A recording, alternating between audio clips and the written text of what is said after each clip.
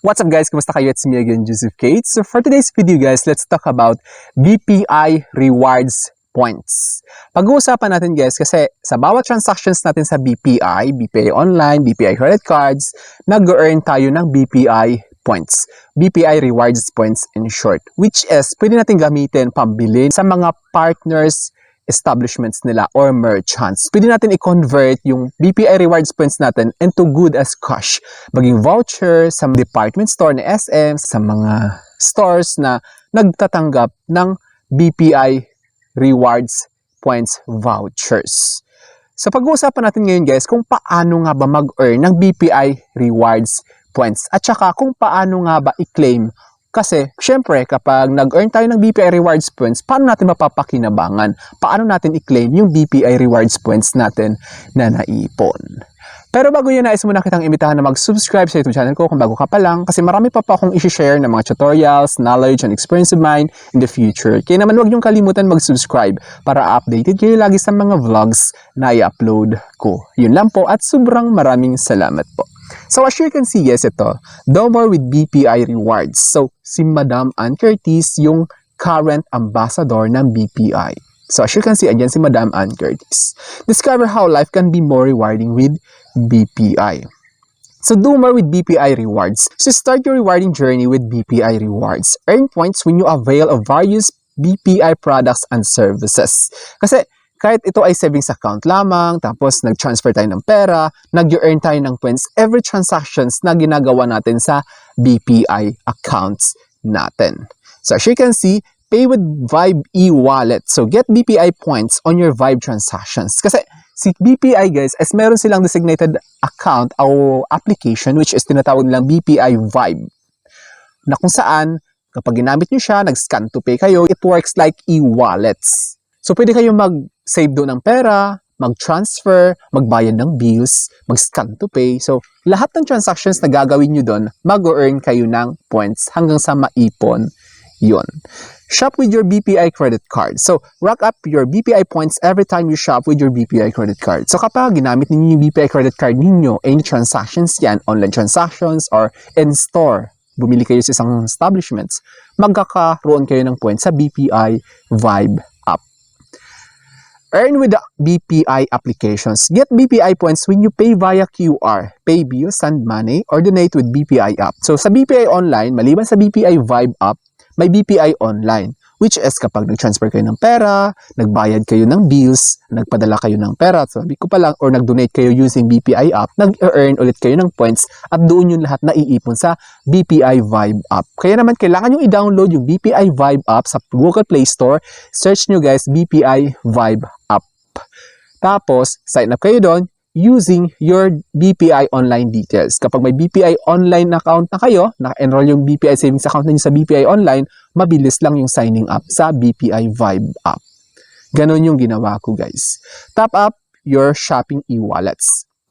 Get BPI points when you top up your Lazada or Shopee Pay e-wallets using BPI app. So, kahit yung Lazada or Shopee Pay, kapag nag-transfer kayo ng pera doon using your BPI application, mag-earn din kayo ng points. Kahit mag-cash in kayo guys, actually lahat talaga, ang galing.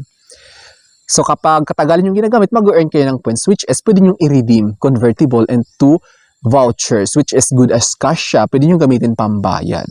Grow your funds with BPI Saver Plus. Earn BPI points as you grow your money with a BPI Saver Plus account. Even mag-save lang kayo ng pera guys sa BPI Saver Plus, nag-earn din kayo ng BPI points. Diba ang galing? Bawat galaw nyo sa BPI accounts ninyo, nag-earn kayo ng points. Save in a BPI #SaveUp account. Get 1,000 BPI points when you open a SaveUp account and make an initial single deposit of at least 3,000 pesos. So, kapag nag-open kayo ng BPI SaveUp account, tapos nag-deposit kayo ng 3,000 pesos, single transactions, makaka-earn kayo ng 1,000 BPI points. O diba?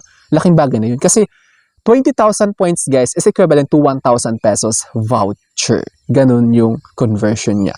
Invest and earn rewards. Get BPI points on your first investment account and on subsequent subscription. So kapag nag-invest kayo, makakapag-earn kayo ng rewards. Begin your BPI Wealth Builder journey. Earn rewards as you invest and consistently grow your wealth with BPI Wealth Builder. So kapag nag-open kayo ng BPI Wealth Builder, account ito sa BPI guys. So kapag kayo doon, nag-save, nag-invest, mag-earn din kayo ng rewards points. Then ito pa, kahit mag-apply kayo for a loan, apply and pay your auto loan.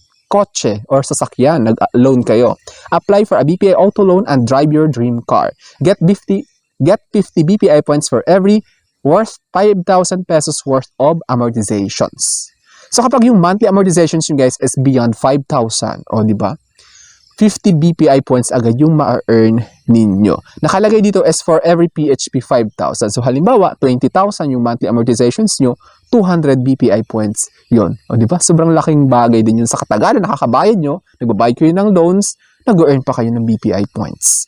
Apply and pay your housing loan. Even housing loan guys, mag-earn pa rin kayo ng points. Apply for a BPI housing loan and build your dream home. Get 50 BPI points for every 5,000 worth of amortizations. Tulad ng sa car loan. Every 5,000 pesos, 50 BPI points yon.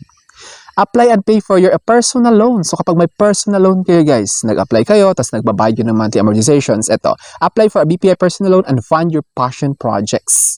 Get 30 BPI points for every 2,000 amortization payment. So, every 2,000 a monthly amortization. Sa halimbawa, yung monthly amortizations nyo is nasa 10,000. So, 2,000 yun. So, 5 times 30, 150 points yung ma-earn nyo every month na magbabayad kayo ng monthly amortizations.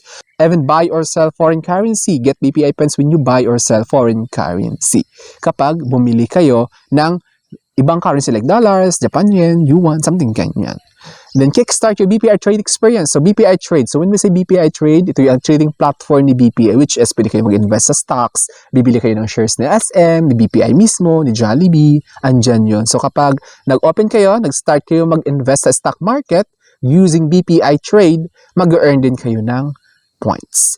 So ngayon, how to redeem your points? Paano nga ba magagamit natin yung naipon nating points sa BPI Vibe application? So, use your points to redeem exciting rewards. Choose from over 100 rewards redeemable in the Vibe by BPI app. Choose from over 100 rewards redeemable in the Vibe by BPI app. So, yung sinasabi ko kanina, yung BPI Vibe app, which is kailangan nyo mag-sign up doon. Kapag may BPI online account na kayo, mabilis na lang yung signing up doon. Bawat galaw nyo sa BPI accounts ninyo, mag-earn kayo ng points. BPI Credit Card Shopping Credits. So, shopping credits sa BPI ninyo. Convert your BPI points to PHP 1,000 shopping credits.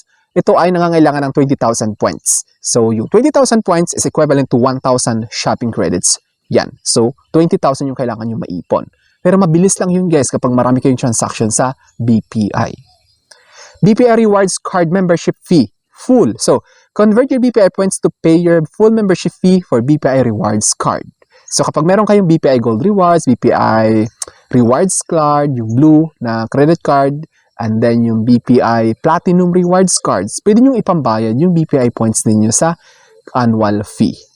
Then, BPI Gold Mastercard Membership Fee. So, kung may Gold Mastercard kayo, so hindi ito siya rewards. Ito lang yung option maliban sa rewards cards. Kapag may Gold Mastercard kayo, pwede rin ipambayad yung BPI Rewards points. So, I think that's all for now. So, sana may na-share ko. Don't forget to subscribe for more videos. It's me again, Joseph Kate, that says, we don't have cash because we go for cashless transactions. Bye-bye!